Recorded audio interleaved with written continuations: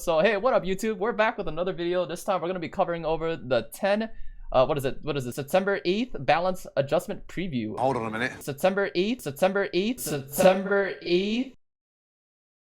Bruh. Okay, so small gate released there. What is it? It's like 2 a.m. in the middle of the night. I'm making a video, so we're just going to go over this very quickly. Theorycraft, what these units actually have for us. So they plan to change over 8 heroes and 1 piece of exclusive equipment, which is sure. Okay, so starting to introduce everything off, Silverblade Araminta. Oh boy. Okay, so flame released. So they attack all enemies. So basically this is her S2. Her S2 gives them combat readiness. Now it gives her increased combat readiness while also having a chance to burn. So she gets to have more burns. Last time when they nerfed her, they removed the burn from her S3, I believe. And that kind of killed off her damage by like a shitload. Now she has a burn that can be covered from her S2, which is actually pretty neat. I think before this one was actually 30%, not even 25. I don't know if this is actually correct or not, but this is like they just bumped it up by another 5%, so she get to cycle like a little bit more.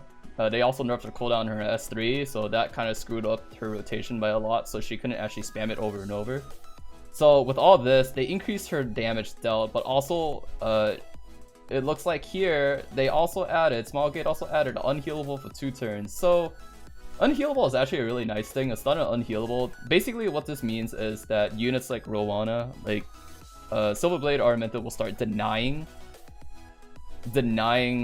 heals from Soul Weavers specifically, so there's like less comeback potential. Normally if they're stunned already, I don't really see any way to really come back, but this is actually a really nice touch to it because now she can actually do a lot of damage and also denies it. So she could actually be a standalone DPS in your cleave comps, especially let's say for example you're running like a debuff comp or something like that, right? So this is a good change. Increased souls is always really nice. This allows you to guarantee soul burns and whatnot, gives you more times to actually set up things for your team. So let's see their reasonings for why they actually buffed her. Silverblade Aramintha was designed to be a hero that could lead your team to victory thanks to the advantages she granted her team through debuff, stun, and burn. It wasn't burn though, it was stun. It's primarily stun, which could be inflicted on the enemy via S3. However, the utility of the skill has been reduced due to the number of heroes who can now remove debuff effects. Was this really? I feel like the utility of the skill was reduced because it wasn't reduced. The main thing that this thing offered was really just S3. It was just a stun, right? It was just that because then she dealt 1 less debuff. That was like the main reason why it became a lot easier for units to literally just come back and made things a little bit like it was like harder for like Araminta to like do anything because then she had 1 less debuff before when they like pre-nerf and whatnot, right? Was it pre-nerf? I literally forgot. Half asleep. Well, with this upcoming change, the debuff unhealable would be added to Meteor Fall, allowing her to effectively respond to heroes with healing effects. The upcoming change also increases the chance that her stun debuff will be preserved. Okay, that's actually a good one. Preserved. So basically 2 debuffs, that basically means 1 less debuff to be cleansed. As unhealable will be added another debuff that can be removed instead of stun. I actually like this reasoning a lot. Additionally, 60% chance to inflict burn on S1 has been added to flame release. This change is expected to allow Silverblade Aramintha to inflict more damage. Okay, this is actually really good, right? Overall, she was actually already used in some cleave teams. This actually allowed her to be. This opened her up into a little bit more options, gives her a little bit more damage, and you might be able to actually see her in many other different teams. I was actually probably thinking about using her for like some random ass bruiser team if you just strip over and over and over, or like in pair in conjunction with like a Tywin or with other strippers. It's actually pretty neat, right? So good buff. I like this. Kise, oof, oh my god, so many times has she been neglected, and now finally, I think this was like her 2nd buff, right? Probably 2nd buff because the other one was like gave her barrier in S3. All right, Dark Scars. So they basically now. This is her S2. This is her like AoE cleave for her S2. The problem with her S2 back then, or the problem with the Kise that we have as of right now, is that she couldn't cycle for a very long time, and that literally the only time that you would actually use Kise was primarily for her S1 soul burn, because then her S1 soul burn basically did the most damage. There was almost no reason why you would ever care about using her S2, because then she would never be in stealth. She would always be knocked out of stealth, even with the barrier on. And that was like one of the more... It was kind of hard to set this up, especially when, let's say for example, they had all the setup already. They had like all these buffs already, right? Kise couldn't cycle from her S3 into her S2 or S3 into S1 immediately. Most of the time, whenever you try to use Kise, the enemy already, like, let's say for example you play against a bruiser team, in most normal situations, Kise would open up with her S3, reset something if something wasn't on immunity, and then afterwards she sits in stealth in a barrier. But the thing was that because then she didn't have like a way to actually get a turn unless you have like R-Null or something, it was actually very hard to actually use her. Here, the main thing I really noticed out of the buffs in general is that she now has the increased combat readiness effect by 50%. This is actually really nice, so that she can actually turn cycle, right? I think this is actually really nice. And another is that over here, they also made this a 2-proc effect. So basically, before, increasing skill cooldown by 2 turns was just one effect. So if you guys know how debuffs work, right? Sometimes they have like individual, like it's like 1 proc, right? So 1 proc has an 85% chance of being resisted. This time they let 2 procs happen, so 2 debuff effects happen. So increasing skill cooldown is also like a debuff effect. So they separated made it individual. So this time it has 2 chances of proccing. So if one gets resisted, the other one still has a chance of going, unless both of them gets resisted, then, you know, feels really bad. So at least one of them might land. There still is 15% on both procs, right? And from here, she does her S3 into her S2. So her S2 now penetrates regardless of her being stealth. This is actually a really nice change. So before, she had a conditional S2. It wasn't really good. Like I said, it was really hard for you to really use this in the beginning, because then she would lose her stealth immediately anyway. Now it's a little bit easier for us to use the S2 because she doesn't need stealth anymore. It's really nice, right? So after using her skills, Nocturne, Kise was able to survive in battle due to the stealth effect and barrier that it provided. She was then able to use Dark Scar in order to inflict high damage onto her enemies. However, it was challenging to set up this combination, as it was difficult for her to maintain stealth for a long period of time. With her upcoming changes, Kise will now increase her combat readiness by 50% after using her S3 so that she can effectively utilize her stealth buff before it's removed by an enemy. This adjustment seeks to improve Kise's stability in battle, since prior to this adjustment, there was an issue of her stealth being removed before she had a chance to attack the Dark Scar. In conjunction with the previous change, the increased skill cooldown effect of Nocturne will be changed so that it applies 2 times in a turn. So this is where I said, so Kise can better respond to enemies' effect resistance. This is like a huge change. Something like this is huge, right? It's very nutty to see this kind of effect, right, in any kind of debuff, right? So it allows us another chance to actually make it happen, right? So I'm pretty sure they already go over this. Finally, her skill Dark Scar will be able to penetrate some of the enemy's defense, and when she is stealth, will provide additional defense penetration. Due to this change, the skill's usability will be improved so that even if Kise is not stealth, Dark Scar will be able to at least penetrate part of the enemy defense. You know, what it would be, I feel like if they're gonna try to do something like this, I feel like maybe they should give Soulburn over to her S2 instead. Be kind of interesting though, to be honest. But we shall see. So they basically turned her into like a 2-part cleaver, so S3 into S2. Right? So I don't think it's too half bad. But now it's like a 72.25. Yeah, but you have to think about it this way, Sean. It's either going to be resisted entirely one time, or it's going to have a 2 proc chance. It's not like we care about it. Like, if you get the skill cooldown reset immediately, right, it wouldn't really fucking matter, right? This is dumb. Just give her as... Yeah, I feel like... I think your argument is pretty correct on that. I still don't think this is good enough, because then I feel like she just dies still, regardless. this isn't like a Vivian or anything, right? This isn't like, it's not like a Dingus Orb where she literally gets like a fat fucking 9k shield. She literally has like a 2k barrier. It's not even that huge. So I don't think Kise's survivability really improved on this. It just allowed her to like do damage. But with most damage dealers nowadays, the biggest problem that they have is always survivability. Without survivability, they can't really do anything. Like, it's not like they're like an RB, they're not like a Rylet. They don't have like these kind of things that really protect them for sure. So I like to say it's kind of like okay, but I don't think it was like the best of changes. It was kind of okay.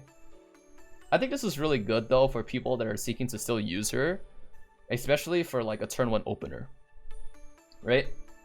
So sure, it's a tiny buff, but I think it's good enough so that we might be able to see her used here and there, right? So Ravi, oof, Ravi gets buffed, and the first thing I see is stun. She gets a chance to stun with her S1. What the fuck? Oh my god. This is not her S3. This is her S1. So this is kind of nuts.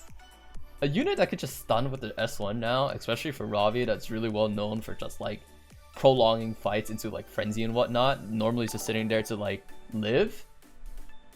Her having like a 35% chance to stun on her S1, maybe on counter. Whoa. That's all I gotta say. And then I look down here, she gets effectiveness. Dude, they really want her to stun. Dude, she be stunning. She can already stun a lot. Doesn't she stun a lot with her S3 already?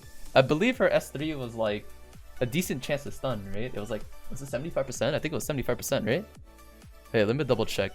So Ravi had a... She had a 75% chance to stun. This time with effectiveness. Keck W. Dude, the things that you can actually do with Ravi now, dude. Dude, she could like stun with everything. You could have her stun with the Eufine artifact.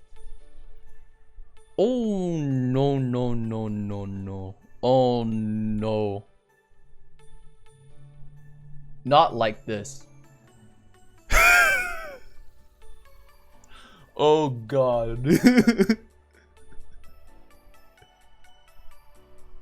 Oh no. Yo. Screw everything else. Just put her on champion trophy.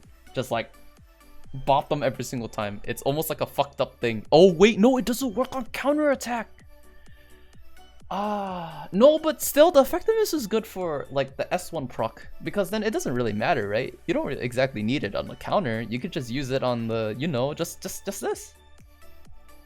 You know? Dude, don't build counter, goes full speed. Honestly, I could probably agree with you. Okay. Honestly, people have been seeing, okay, all counter. Okay, now we go all speed. Go all speed, make her stack, give her a lot of turns, make her stun a lot. She's like the new Make Chloe that stuns everything. Alright, let's see. Due to the difficulty of gearing Ravi, players have found it challenging to utilize the key advantages of Devil Drive, namely the stun effect and the subsequent reduction of combat readiness. Was it really for the stun effect, or was it really just for the damage?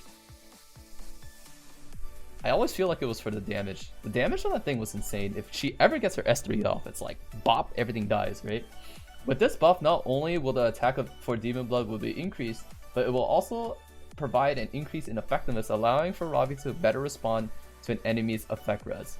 Dude, honestly, fuck a effect res, right? Effect res literally just doesn't work anymore. I'm telling you guys the truth. Now everyone's literally just gonna run like a debuff Ravi. Yep. Additionally, when using Slaughter, a stun debuff will be added. With the addition of an increased effectiveness via Demon's Blood, TLDR, I'm really just gonna put it this way, she can stun more. Yup. That's it. She can stun more. She can already do like a shit ton of damage. Now she just stuns more. Okay. Moving on. Ken. Oh, Jesus Christ. Ken is like literally a thesis, dude. This is like a full fucking essay. Alright, hold up. I need to take a deep breath for fucking reading this. Alright, let's see. Oh, his S1 has an increased chance of defense breaking now. Okay. It increases from 35 to 50. Okay, and then his S2. Did they just cut off like a line of text? That's it?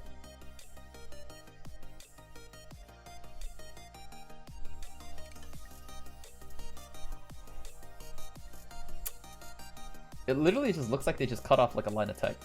But no, they made this thing 100%. They made his S2 100% now. He always had to ignore effect res effect.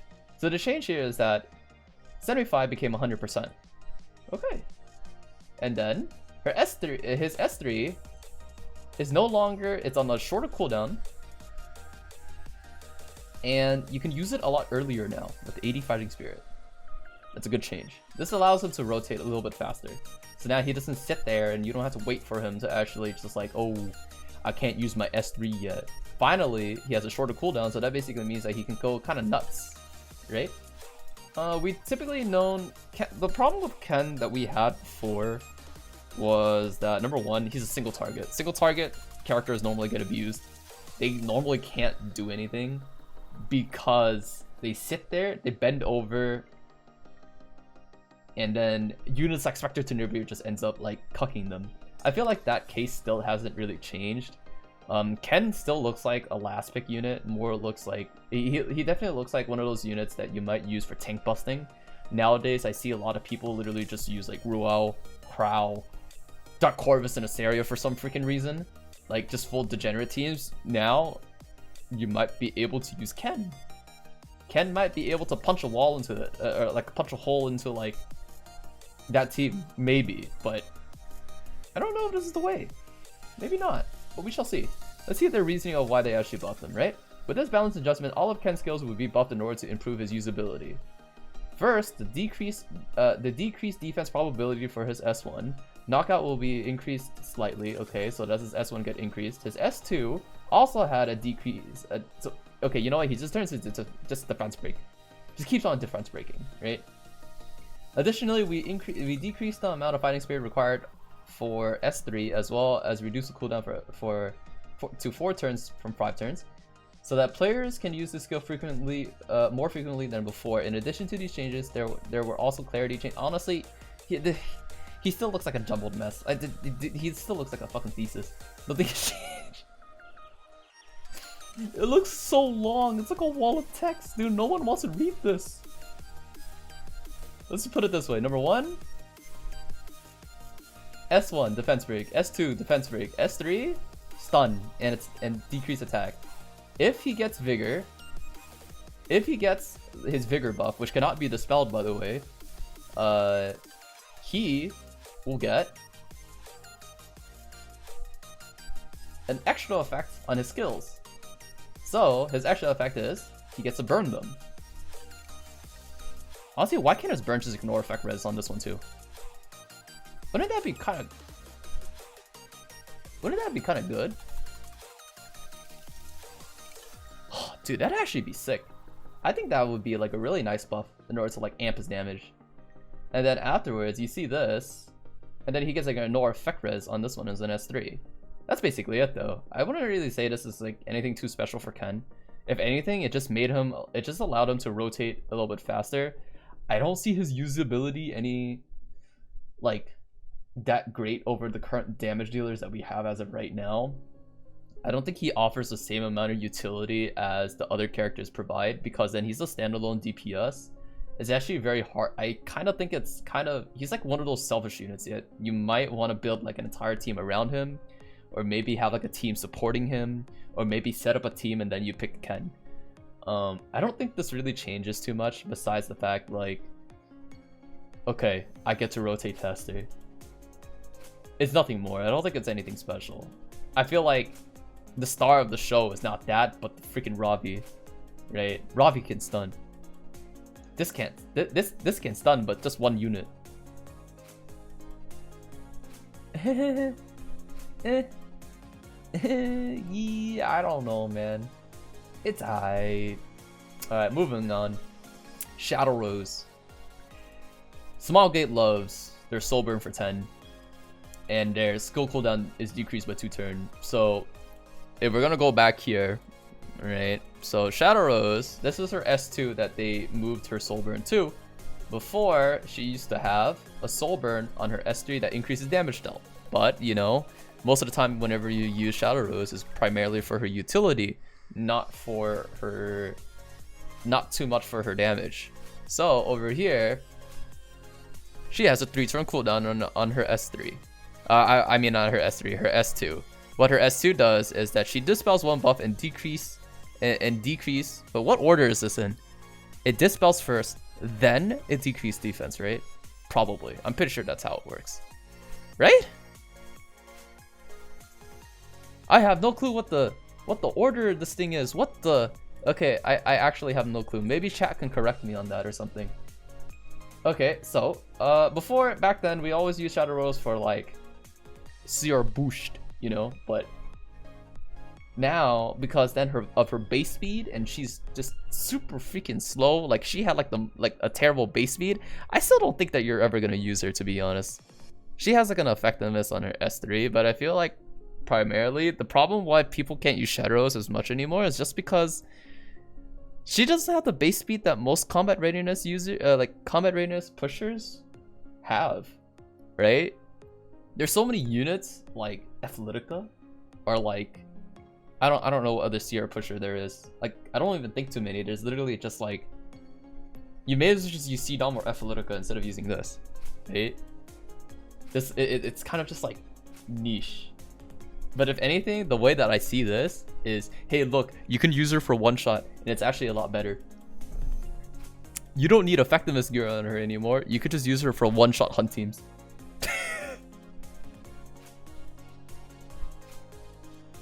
I don't know, man. I guess this is nice.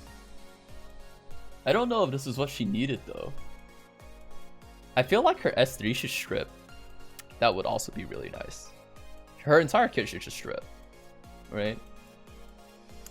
I don't really think this will do anything, and this won't really introduce anything. Like, I don't think this will even introduce her into like RTA even, unless she does like some ridiculous damage. But because then she's like a 4-star knight, and I don't think that she has like very high attack or anything. She has like, from here, from what I'm looking, it looks like 889 attack or something base. It doesn't look like it's too much. She does have like the crit chance and everything though, but it's not like you're really going to be using her for anything else. There's probably better units, and she still doesn't exactly top them at all, right? So what is their reasoning for this? So Shadow Rose skill, what is this? Unawakened. Okay, this is translation problem, right? Improvements will be made to Shadow Rose to the soul burn effect so that she can utilize the decreased defense that is triggered by Spirit of Darkness more frequently. When you use Soul Burn, the skill cooldown of Spirit of Darkness is decreased by 2 turns, and with every turn, the enemy defense can continually be decreased. Hey, listen, if she could cycle faster, I would agree with you. But no, I don't think so.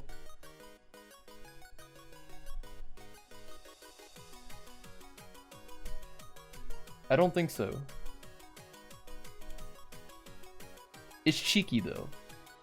But why would you use this over regular Rose? That's the thing. It's kind of interesting to see though, but I don't think this will change too much besides like, hey, look.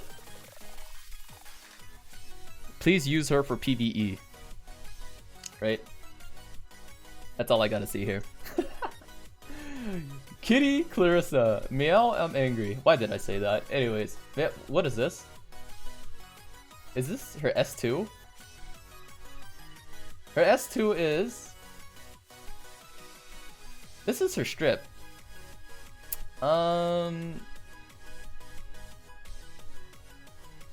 Nothing changed here.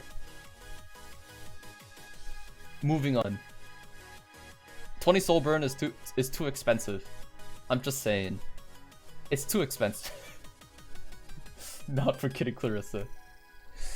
It's just It's too expensive, not good enough. General Purrgis. Damage dealt increased proportional to caster's max health. Damage dealt increased proportional to caster's max health. Damage dealt increased proportional to okay. We got it. They gave him HP scaling. That's it. General Purrgis is a hero loved by many heirs for his passive skill Spearhead. However, his performances in attack were not as distinguished. Now he gets HP scaling.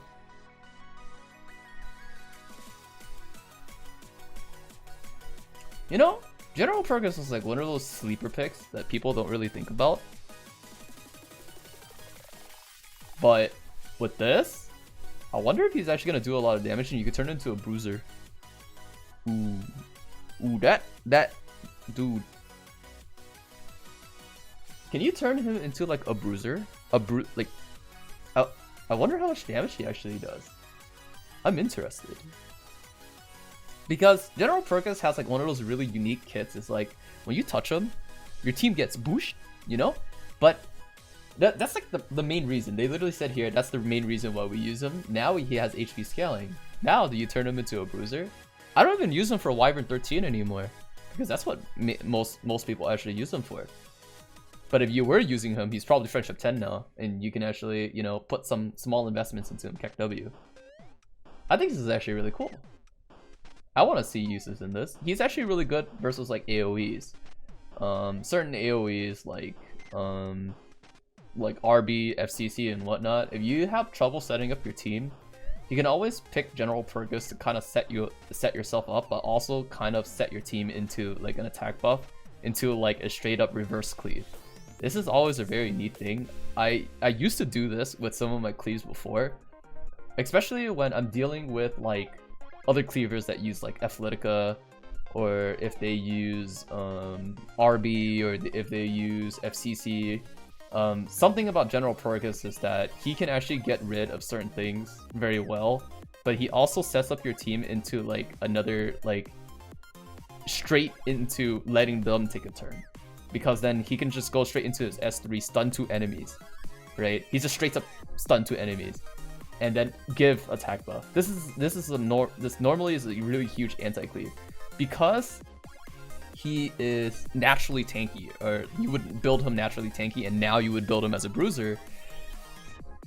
Why not just like use him in an anti-cleave? He sounds really fun to use. Dude, he sounds so fun to use. I would use him over a lot of units. Hell yeah, this sounds good. I like this unit. Build him. 230 speed with immunity. Very good. I like him. Very nice. Moving on. Celeste. Eh?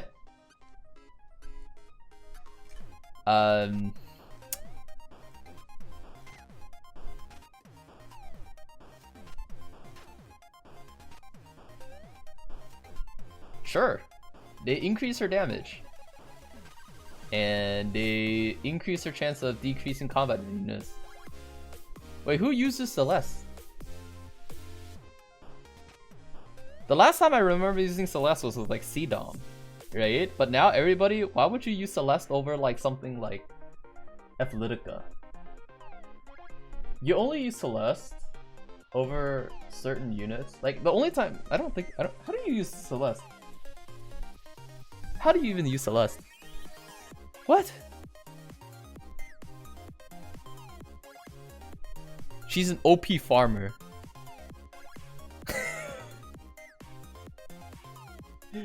Dude. There's so many good farmers in this game now. There's like Lena, and I'm pretty sure with what is it, Free Spirit Tyria, with all those free molas or all those free skill enhances.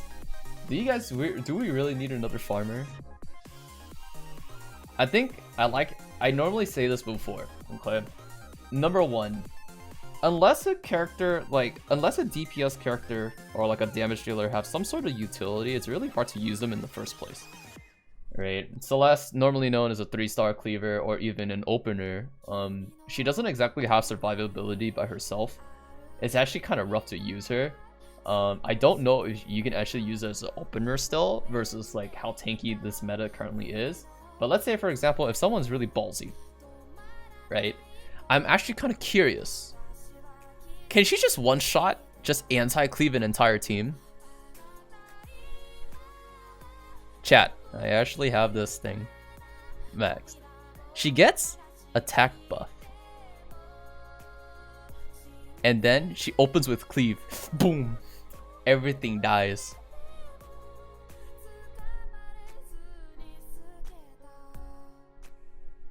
Yo, she sounds like a good anti-cleave option. Oh! Yo, wait. She could actually be an anti-cleave option. I have an idea. I can big brain. I didn't. She gets attack buff. And then she spray and everything dies. And now because then she gets increased damage. I actually don't know. I don't know how strong the AoE is anymore. It's time for research. Celeste. It's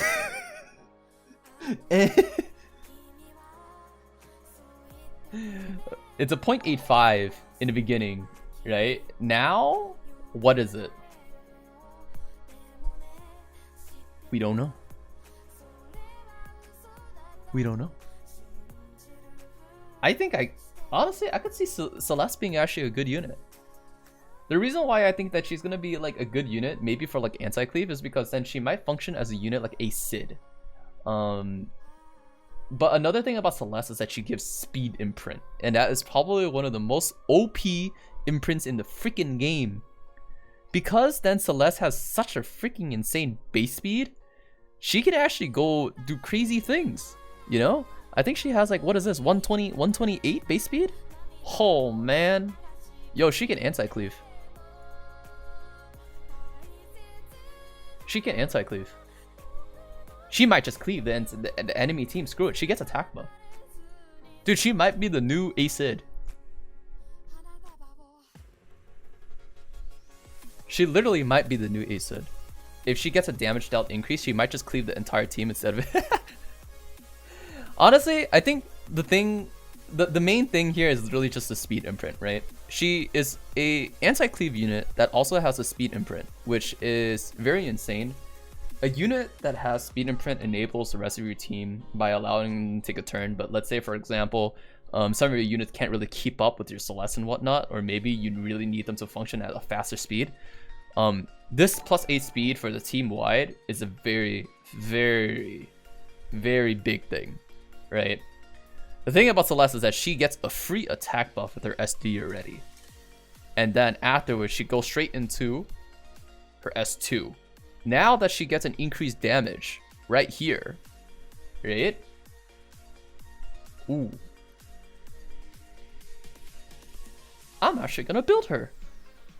Mine's already +15. I mean, what am I even saying? She's already +15. What am I even talking about?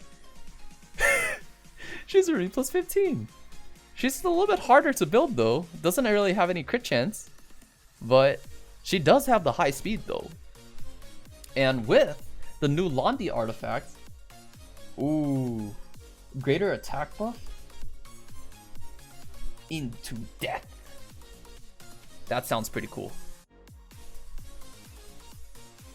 Or you could do drink. Oh no. You could do drink. Oh shit, I forgot about drink.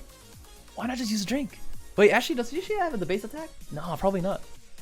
Oh, dude, there's so many things that you can actually do with this. Oh, dude. Okay, honestly, I'm interested in building her. Very good, very good. All right, next is, lastly, so I'm pretty sure that we went over like all 8 characters already, right? All 8 units. Last one is exclusive equipment. This is S3? Option 3 is this S3. Dispel all debuffs from the caster before the skill effect. Honestly, you may as well just buff Charles, you know? Just buff Charles. Why does this freaking matter? Listen, if you guys ever use Charles, there's only one main thing that you use him for. To smash. Right? Use him to smash. You put him on Elbrus. I took my Elbrus away to put on like a different unit, by the way. But you would use them to smash everything to bits. That's literally it. But guess what? Everything literally just like ignores counterattack now. So like Charles sucks. Charles just sucks. Like, I think that's like the biggest problem, right? So, who knows, right? Let's see what chat has to say. My point is that she won't kill a cleave clump unless she's on a damage build. I mean, it's not even that though. She still has like a CR boost, right? But because then she also gets like a free attack buff, it's very possible that she can actually do a lot of damage Willard. And you can't deny that, right? I'm interested to see if she actually has enough damage to even kill something at all. But let's say, for example, they don't have immunity because most speeds teams don't. She has an increased chance of decreasing combat readiness. This is a huge thing. Because if this happens, this basically means that you will screw over the turn order, right? Not every speed unit has immunity. So this is actually really good. I personally like this. Right? So, out of this entire patch note, I feel like there's a couple key units that kind of stand out the most. Number one is probably Silverblade Araminta. I honestly really like Silverblade's Araminta's buff. This is actually a very huge buff to her. I think this allowed her to do a lot more damage, of course, but also kind of denied the enemy teams in RTA to come back. Because of this, primarily, just like having two different having like a shit ton of debuffs literally happening, burn, like literally burns, stun, unhealable. That's a lot of debuffs. You have to think about it, right? It's almost like an overkill. It almost sounds like an overbuff. Like, I'm kind of scared if this was even like necessary. I don't know if this was actually needed for her. I would like to say her S2 was great, but I don't know about her S3. Her S3 just feels, oh my god, you just gotta think about the number of debuffs that she can really apply, right? Now it basically means that the enemy team just can't come back. Literally, that's it. This is like really big. It's almost kind of crazy, almost. Right? I really think this is going to be really big. I probably might be able to see her use not in just cleave teams, but also bruiser teams. If she literally puts this many debuffs, and now she could just like literally burn over and over and over, I may as well just put her on like Abyssal Crown, make her tanky, and literally just give her high attack and just let her sit there. You know? Honestly, I think this is freaking insane. Right? Kise didn't feel very crazy to me. I think it just improved her as a damage dealer. I'm more worried about her survivability and her utility. Her utility did get fixed though, with making it 2 different procs instead of just 1 proc. I think it's just okay, just to really simplify it. My only problem with her is, if only she was in like stealth longer, or maybe if her barrier was bigger, maybe she would feel like much better. But I could still see potential that Kise could be used, right? Turn one damage dealer. You'll probably build her with like maybe attack speed, so that you can maximize the barrier, or otherwise you could run crit damage attack speed, so that you can maximize her damage, right? And allow her to rotate into her S2 into like a penetrating cleave, which can be pretty big, right? It doesn't really require soul burn or anything. So, whatever's. Ravi is kind of scary.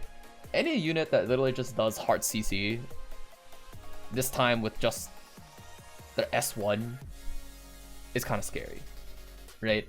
Ravi's entire kit is literally just stun. S1, stun. S3, now stun. It's like, no, S1, now stun. S3, stun, right? AoE stun with 75% chance. Now she gets effectiveness. They literally just want her to stun.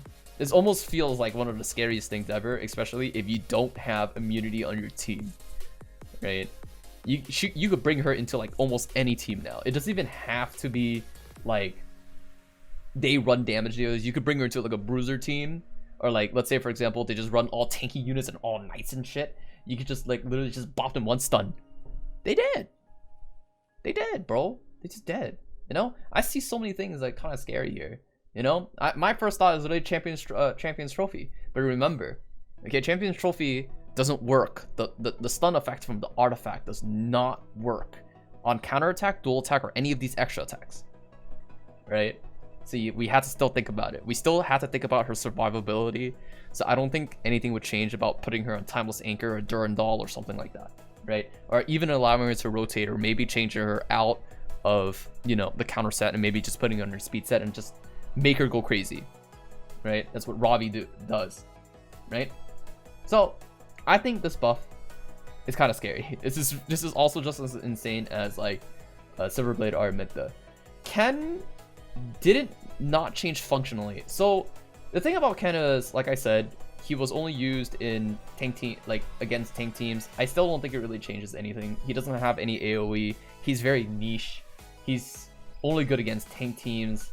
There's too many counters to him as of right now, and primarily it's just stealth. And because he's a fire unit, units like ice units will just bust a hole into him.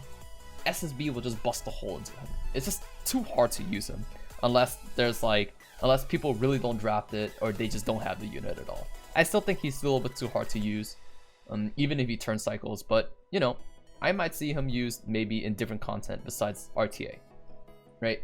Shadow Rose, this didn't really change anything, just made her a better PvE unit.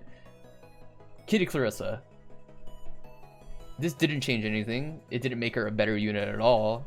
I don't think people would use Soulburn for her S2 over different units that might have a better Soulburn. General Purrgis now looks like an anti-cleave unit that actually does damage, which is really neat. I like this change. It's a good change. Give more units like maybe Ricorus or Captain Ricorus this kind of change, because I would like this too, okay? And Celeste, another anti-cleave unit. It's good. I like it. 128 base speed. Go nuts. And then Charles is whatever. Nobody cares, because then we only care about Smash, right? So that basically covers. You know, okay, they forgot their O. I'm pretty sure they're just half asleep as much as I am. So, you know, that covers the rest of the balance notes. So thank you very much for watching. This is the end of this one. We covered everything else we actually saw here. I'm really just impressed with Silverblade Araminta, Ravi, and, you know, General Purrgis and Celeste. Those are like my top units that I think that I might be building for my own. But that's it for the video. Thank you very much for watching. I hope you guys like, comment, and subscribe down there. And maybe till next time, we're gonna have another tier list that actually covers, and we're gonna list all these things out. So look forward for that. See you then.